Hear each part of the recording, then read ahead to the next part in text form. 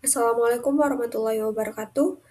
Perkenalkan, saya Benisa Puspita Winangun dengan NIM 2326007. Di sini saya akan mempresentasikan jurnal ilmu lingkungan yaitu uji toksisitas akut dalam penentuan LC50 96 jam insektisida klorpirifos terhadap dua jenis ikan budidaya danau kembar Sumatera Barat. Jurnal ini ditulis pada tahun 2018 oleh Taufik Ihsan, Tiffany Edwin, Nailul Husni, dan Widya Detiari. Yang pertama ada karakteristik uji toksisitas. Penelitian ini menguji toksisitas insektisida klorpirifos yang merupakan pestisida golongan organofosfat dan banyak digunakan oleh petani di kawasan Danau Kembar, Sumatera Barat. Organisme uji yang digunakan adalah ikan mas dan ikan nila yang merupakan komoditas budidaya utama di kawasan tersebut. Pengujian yang dilakukan merupakan uji toksisitas akut dengan tujuan menentukan nilai LC50 96 jam. Endpoint yang diamati dalam penelitian ini adalah tingkat kematian mortalitas ikan akibat paparan klorpirifos. Seluruh pengamatan dilakukan selama 96 jam sesuai standar pengujian toksisitas akut yang mengacu pada metode US EPA. Lalu untuk analisis kuantitatifnya, parameter toksisitas yang digunakan adalah LC50 96 jam, lethal concentration 50%, yaitu konsentrasi zat pencemar yang mampu menyebabkan kematian 50% organisme uji dalam waktu 96 jam. Berdasarkan hasil analisis menggunakan metode Probit, diperoleh nilai LC50 96 jam sebesar 0,03 mg per liter untuk ikan mas dan 0,08 mg per liter untuk ikan nila.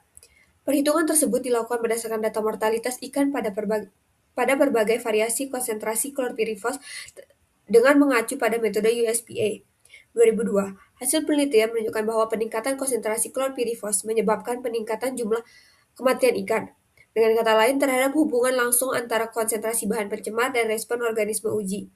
Semakin tinggi konsentrasi klorpirifos yang diberikan, semakin tinggi pula persentase kematian ikan yang diamati.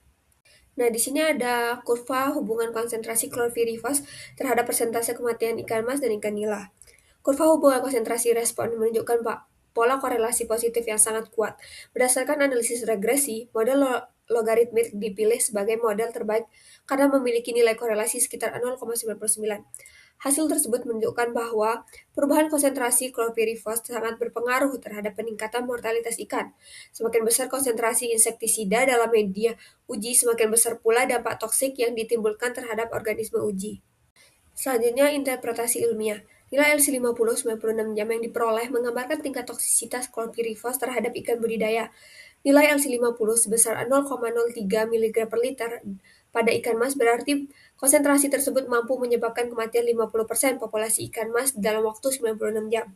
Sementara itu, LC50 sebesar 0,08 mg per liter menunjukkan konsentrasi yang dibutuhkan untuk menyebabkan kematian 50% populasi ikan nila dalam periode yang sama.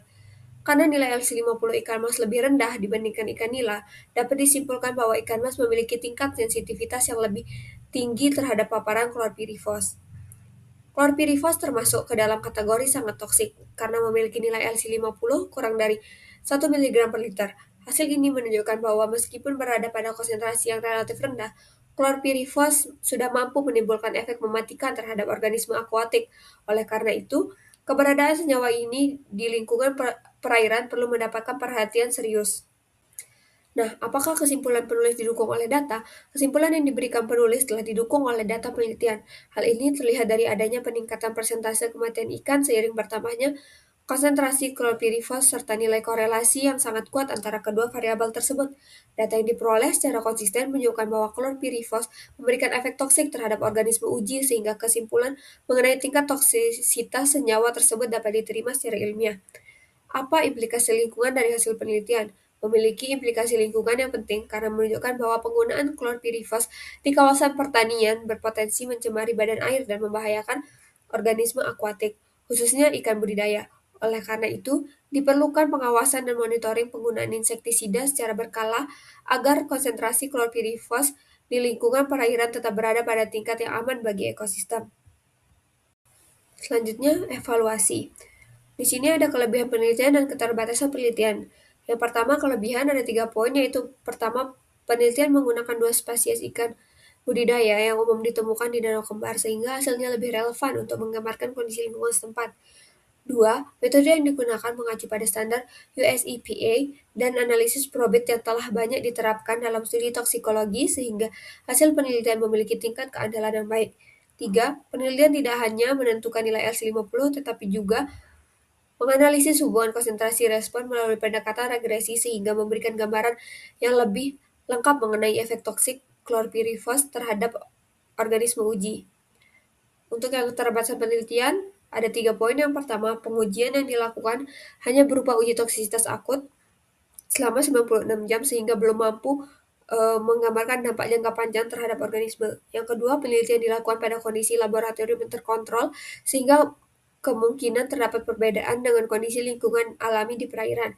3. Penelitian juga hanya berfokus pada parameter kematian ikan dan belum mengkaji dampak subletal seperti gangguan pertumbuhan, reproduksi, maupun perubahan fisiologis organisme akibat paparan chlorpyrifos. Di sini ada daftar pustaka untuk jurnal yang saya gunakan. Dan sekian dari saya. Kurang lebihnya mohon maaf. Wassalamualaikum warahmatullahi wabarakatuh.